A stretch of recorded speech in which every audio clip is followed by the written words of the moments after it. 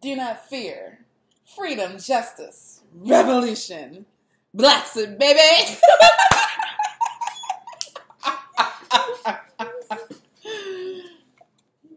Oh my God, it's a brown patriot guy. Mm-hmm. Oh or my is God. it her? This is, no, it's a man. This is so funny. So, we were at BLEXIT. If you don't know what BLEXIT is, and if you don't know who Candace Owens is, BLEXIT. You're behind. So, you may even want to pause this and try to do a little Google search and get caught up. We just did a video about Trump, seeing Trump speak in person. So look at my timeline for that whole thing. Yeah. I mean, at this is really the video I really want to do. But at this point, it's like I almost don't even want to make this video because people are wanting to shoot the messenger. I'm going into these situations, so, and Kimi as well, so we can tell you what is really going on out there. People do not want to believe that there are black people who are starting to well, I mean, it's not in masses or anything, but there's a segment of black people who are conservative and they are curious about Donald Trump. Trump curious. Trump does not need the majority of black voters in this country. The Democrats need damn near like 99% of black people in this country to vote to even have a shot at the Electoral College and winning. But it's just something that I feel like they don't want to talk a lot about, or not, they don't talk enough about, but considering. But the Democrats need more than like 90% of black voters to be with them. And Trump only needs maybe like a quarter. He may not even need a quarter. He might just need like 22.5% in the right or something in the right places. Last I heard from Steve Kornacki, MSNBC, he's been doing this like feature or series on the history of black voters this past year. You can find it on YouTube. You can find, there's an article, and then he also does a video about it. And he is saying that as of now, it seems that Donald Trump's numbers have gone up a tiny bit with black voters.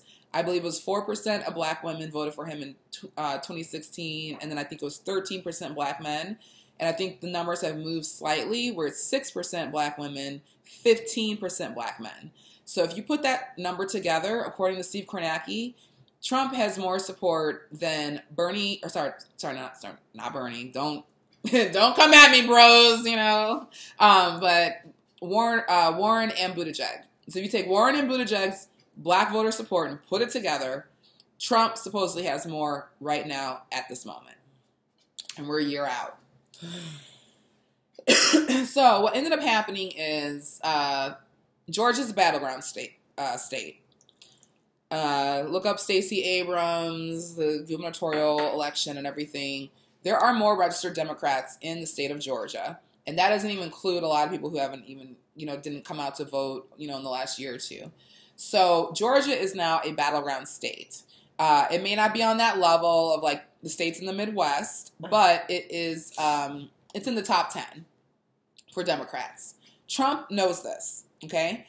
The GOP, they know this, and they know how like powerful Stacey Abrams is and everything. The DNC knows this. This is why Atlanta is Georgia. At Tyler Perry Studios, that is the chosen place for the next Democratic debate on November 20th, and we will be there. Yeah, so we'll be there. So Trump decided he needed to come to Atlanta this weekend. Right. Where he was going to launch his voter initiative for black people. African American Coalition. Yes, Black Voices Matter or something, or no, maybe it's not that, but it's something about black voters and their voices and everything. So he chose to launch this initiative for his campaign in Atlanta, Georgia, the mecca of black excellence and African Americans, history and African American people, everything else. It's amazing. Well, I saw an article where they said that his administration chose Atlanta because of those reasons. Oh, slick. I haven't even, I forgot to include in this last video. Trump is really big into these opportunity zones. I really honestly I have to do some research on that. But it's some kind of like economic or opportunity zones in these urban areas that he is pushing with black people and black voters. And I can't even say, because that's the thing. And I know it's called Black Voices for Trump. Excuse me, Black Voices for Trump. So he's launching that here in Atlanta. The mayor of Atlanta, Keisha Lance Bottoms, who went to my college, alma mater. Damn you. Strike! Striking it! So Keisha Lance Bottoms is the mayor in Atlanta. She's like 50 years old. She's killing it. Young, smart, bright, amazing woman. And her name's Keisha. And her name is Keisha. That was like part of her little campaign. But she's a supporter of Joe Biden. She's come out for Joe Biden and everything. And so I just feel like Trump, he's positioning himself because he knows Atlanta and, the state of Georgia is a battleground. So he's getting in on it too, especially after the Democrats announced they're having their debate here. So this past weekend, Friday, he launched his initiative with these black voters at the World Congress. Can I just say, being friends with this woman, I've never been so civically engaged in my life. I know. It's in my blood. It's in my blood. It's literally in your blood. Parents, grandparents. I'm happy for it. Chicago. I'm happy for it. It's just, thank you. You're welcome. She knows her. You don't even know. Okay, I'm not even. Well, the reason I don't know. Well, I mean, I'm telling them know. they don't even know how much you know. Thank you. That's all I'm gonna say. No words. Okay. It's like I know my stuff, but when you go on social media, you're gonna have some rando who probably hasn't even opened a book or a newspaper about anything regarding politics, and they want to tell you don't know what you're talking about. I literally had that happen today. To somebody, at least listen to somebody who's for real doing her homework. Thank you. I appreciate it. Because a lot of people aren't. Like one of my friends, she's like, I'm too lazy. I see it. I just listen to you. I see her doing her homework. I know. So. I love it though. Yeah. It's important. But, okay. See, you guys got me at my second cocktail. Yeah, we had a little goosey here. Yeah, we got a little loosey-goosey because Democrats have got to get their shit together. I'm going to keep respectful, though. Yeah, I'm going to... This is important. Seriously. Mm-hmm. So, Friday was his voter initiative. I think that same day or the next day, he had a fundraiser, Trump. Oh, yeah. I haven't even gotten a chance to look up all that stuff. $100,000 a plate. A plate. Okay. So if you get 10 business professionals who are like, oh my God, this is my opportunity to sit down with this man. I have a company. Maybe he can help me. That's like $1 million already. Yeah, like that. Turns out he had 35. And, and Atlanta has a lot of corporations here. Coca-Cola's here. CNN, Home Depot. I mean, There's some aspect of Google here. Yeah, Google. I'm not even all super deep in that corporate world here. I need to be, apparently. No, I'm just saying. But let's say civic minded. Yeah, we will. But there's a whole other world, and yes, it was $100,000 a plate, $30,000 to $35,000 to take a photo with Trump. So through that whole day, or those few hours where he had his event here in Atlanta, he made $3.5 million. If you have someone whose entire war chest is like $8 million, and he made $3.5 million in half a day, the GOP and Trump are on their way to raising $1 billion in 2019. I'm just not going to be fooled. What are they going to do in 2020? There's a video going around. I don't know when it was, and he was like, "Oh, since I've seen him in person now, I can really get into my little impression." He's all like, "I'm gonna need about $3 to $5 billion, $3 to $5 billion to be president again." He knows that. He knows that. And what are Democrats doing? Worrying about grassroots donations. Come on, you guys. God. Oh. Anyway, That's what's it's just so shocking to me. And then, which we got to get back to, the Trump curious. Yeah. And these people who are BLEXIting. Yeah. And this idea that, like, this hoodwink is happening to you. And then you have these weird kind of questions like, what now? This guy's raising this much in like 4 hours, and you're talking about give a penny and a nickel, and I got 25. You know, like it doesn't add up, and it's real suspect. So I mean, I know everybody on each side has their ways. You know what I mean? But it's just kind of like we all know it is a game. It's you know what I mean? A game. It's a game. I was phone banking because I know what's at stake, and I've made a decision on my candidate. So I've been phone banking. I know I have these friends of mine who they know about politics, and they're like, I'm going to see what happens. I'm going to see how it plays out next year. I don't know who my candidate is yet. You know, like, are you kidding me right now? If you, like, seriously, there's so much work to do. It is not even funny. It is not even funny. You play if you want to. You play if you want to. Don't come around crying. Girl. Y'all ain't gonna have me out there crying about Trump next year if he's president again. Guess who gets another 4 years? I'm gonna be like, all right. You know, like, I mean, don't get me wrong. I'm not gonna roll over. Like, I'm going to battle it out. If you're gonna play, you gotta play smart. Yeah. If you're gonna battle, you gotta know your odds. You exactly. know? I don't know if those analogies are correct, but you know what I'm saying. Game of Thrones. Game of Thrones. Baby. You know what I mean? Anyway, I wish I could. I was in and out of Game of Thrones, but if you have any analogies, please feel free to throw them in. It's brutal. It's brutal. That's the analogy.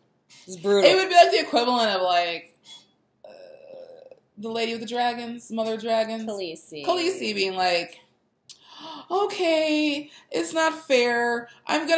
My dragons need to just stay over here. They're too powerful. They're too powerful. I'm going to fight you with me and my army. Like, that is not the point. You know what I mean? Like, but that's what I feel like the Democrats do sometimes. All right, let's get back to this. I know.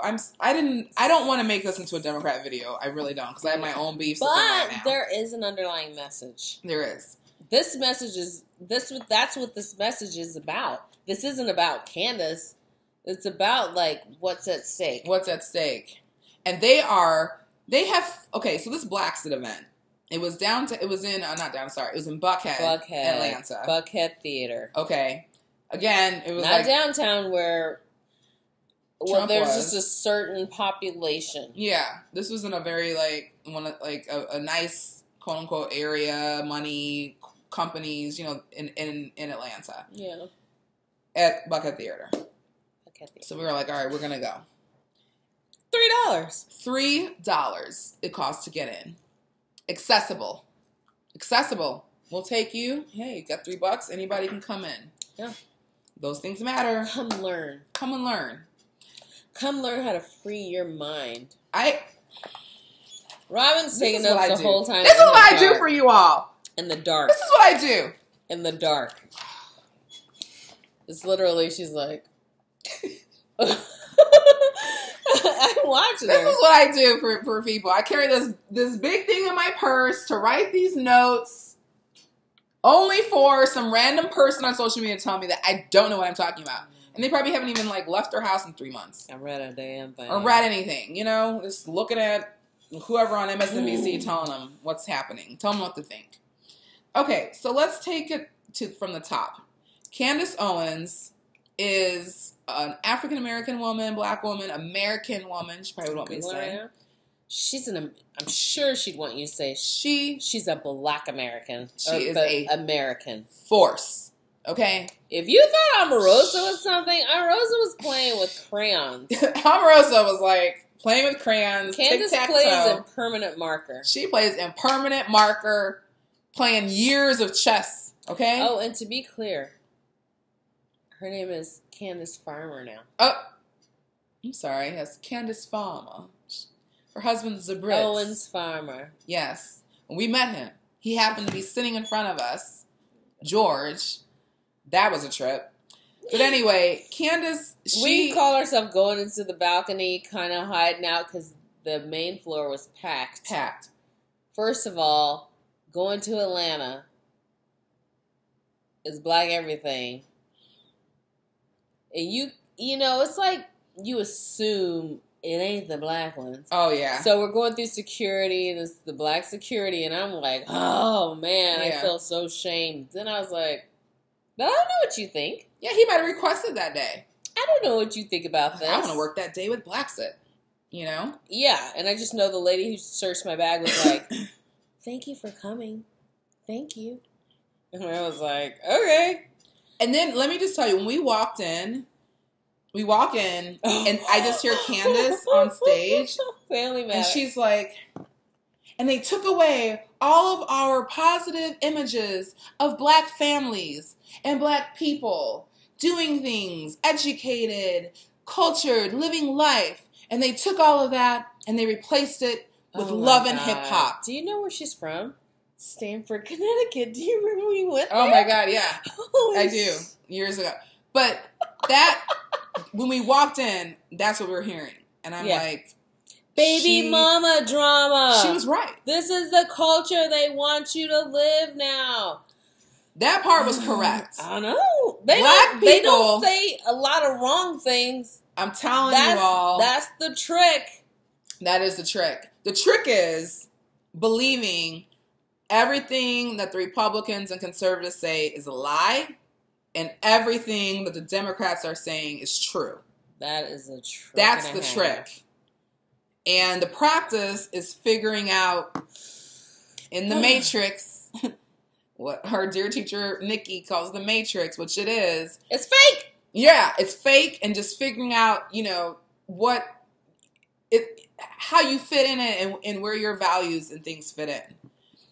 So that's where we walk in. So then, you know, we're standing there, and I'm just like, okay, like taking, you know, that main floor was packed. It was packed. So then this woman's like, hey, you all can go up to the balcony and everything. So we're like, great. I know. So we like escape up to, well, not escape, but we run up to the balcony, sit down, and we're like right, you know, in the middle of the seats, like facing out the balcony. And then there's this young white man there, Caucasian blonde-haired gentleman, sitting in front of us. As things are happening, you know, he's like, you know, from behind, I just see him, and he's like, you know, we're like, you know, and everything. So we're just kind of watching. I found out about Candace Owens through Keeney. About a year or two ago. I learned about her through YouTube. Internets. Yeah. Internets. And I was like enthralled because number one, she's smart. Yes. Anyone who... she is smart. She's clever. She's smart. Okay? You think she's dumb? You're the dumb one. You're the dumb one. Yeah. She's smart and she's clever. Tough love. I'm just saying, if you... Very clever. If she was out there, that's too easy. Yeah. Shooting fish in a barrel. She's not that.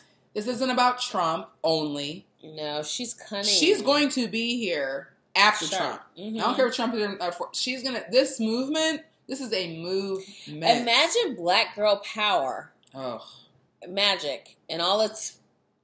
grandeur being used in a different direction. That's her. Yeah. All the wonderful things you see black women do. You know what I mean? All the beautiful, powerful things they do, but just in another direction. It's black girl, black magic. No, yeah. I'm judging. Saying. What'd you call it?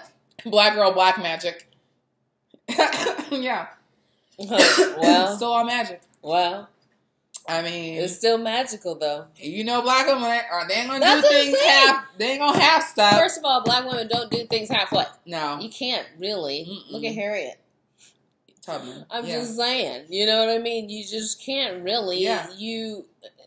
Black tax. Yeah. You have to pay the extra mile. Go the extra. Yes. Get the 13th degree. Yes. Get right. you know all of that. Reach the very top of everything before anyone will take you serious about anything. She's that brand of black girl magic. It's just going a different direction. Black magic. And so there's like a respect. Yeah. Disdain. Yes. You're like shocked that you're using your powers in such a way. Yeah. Yeah. I mean, it's something. Yeah. And the whole thing is, well, first of all, it was a bunch of speakers, and she'll tell you, we don't have a bunch of now. we don't have a bunch of big names. You know, we don't have a bunch of important people that everybody knows. But they should have played Kanye to introduce every speaker. Kanye was the Jesus is King yes, album. That Jesus Kanye. King out. Every other speaker that that music was playing. But she was just like, we're just regular people. Again, accessible, not elite. We don't tell you who to vote for. They never mentioned. Well, she never mentioned Trump. Mm-mm. So then she was the only black woman. They want you to free your mind. Yeah, think for yourself is their thing. Think for yourself. And she was the only black woman who spoke, and then everybody else, it was black men. All the speakers. And not like your uber elites. No. Another 8th, 9th grade educated person. Yeah. Someone who came out of foster care. Mm-hmm. Ex-cop. Mm-hmm. Those types. And I'm going to tell you what, though. Yeah. A bishop. But, no. I just feel like these things are important. I don't know how, I don't mean this to be like in a shallow way, but I'm just saying this is part of the type. But all the black men were incredibly fit. Yes. Do you know what I mean? Yes. Like. Yes, that was a thing. I'm just saying, like. Yeah. You know, what are those like weightlifter competition? But no. You're fit. Yeah. Like you clearly have a gym membership. Mm-hmm. Right. And use it. Yeah. I'm just saying. I'm just saying. I don't. Yeah. I feel like it's part of the mentality. Yeah. This is cult. I was trying to say it's before. Culture. Culture right. over policy. Okay. Yeah. Culture. I saw black men bringing their black daughters. Oh yes. Natural hair daughter. Just remember the guy at Trump was like, yeah. "Oh, my daughter has natural hair. What product should she use so I can tell her?" We saw again these black men bringing their little natural hair daughters here. I was telling somebody, I quite honestly, if you're black, you need to start asking people in your family. You do. If they are voting for Trump. Because you might find out something that you were not ready for. And if you do find out, don't call them names. Don't unleash on them and go nuts. No. If you need to like practice this reaction in the mirror or something. Practice it. But don't do that because that's like the worst thing that you can do. But let me tell you, it was people in there who looked like your barber, your trainer, your waitress, absolutely, the lady at church, the nurse, the CNA, the woman in the Whole Foods line, the woman in the restaurant dining with her girlfriend. Yeah, those two. The bougie black woman, the Love and Hip Hop looking woman, your soror, your fraternity. Soror was definitely everybody was in there. Everyone was in there. It reminded me, we kept talking about the movie Us with Jordan Peele. Yeah, it was like Spoiler alert. It was everybody's doppelganger. Everybody's doppelganger. Everyone you've seen in Black America, their doppelganger. They were there. They were there. So my doppelganger was there. Yeah. Absolutely. Called me. Yeah. Right. Exactly. And so I wrote down some common themes. Yeah. First of all, I shared this video. My gosh, life is funny. I shared this video, just some video that popped up in the news feed or something on Facebook. And this guy was dressed in all red with the MAGA hat, young black man, again, fit, had his little beard and, fade and everything. And he was going off and he was like, "What you talking about? Now vote for Trump," or whatever. And he's like, "I'm Haitian." He's like, "We never asked for anything." And then he was like, "I don't want any, $15 an hour. I don't want any kickbacks from the government." Like he's like, people who don't support Trump, they broke. When I talk to them, they broke. They never talk about money. Broke. Sorry. Oh, and he was just like going off, and then here I'm thinking I'm like, who is this guy? I think this is like some random guy. Why was he one of the speakers at BLEXIT? His name is Kingface. I hate that I'm even giving him a platform by shouting him out, but I have to. Kingface has a voter registration plan that you probably don't. It's crazy. He is focusing on registering voters in these urban Kingface city is registering areas. voters, are you? That should be a t-shirt. King face is registering voters. Sorry. I guarantee, again, Google king face. He might come off ignorant to some or uneducated. He's one of those 8th grade, 9th grade educated 8th grade people who follow Trump. Yeah. He's appealing to those people. Yes. They don't care about college loans. No, because they're not even going to college. High school. Right. They don't have a GED. No tea, no shade. But I'm just saying that is not their interest. I know people. And they don't want to pay for your college. No. And I know people who are like, oh, you got a college degree? What you complaining about? Aren't you supposed to have a job? Aren't you supposed to be making enough money? I thought that was the whole point of going to college. And that's Candace's story. Yeah. Oh, her granddaddy was there. My granddaddy was a sharecropper in North Carolina. He wasn't allowed in white people's home, and he had to fight and make a living, and he blah, blah, blah.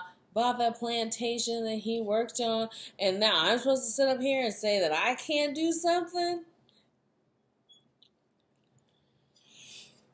I mean, she was like, if you are an American, you're one of the most privileged people in the world. And we are. I was like, Americans are. Where's the lie? Where's the lie? That's what they do. They spin the truth. They have flipped it on their head. Yeah. They're talking about love, empathy, respect. Now, you know, on the other side of Democrats, love, empathy, and respect, those are not the first things we're thinking when we see a Trump supporter. Mm-mm.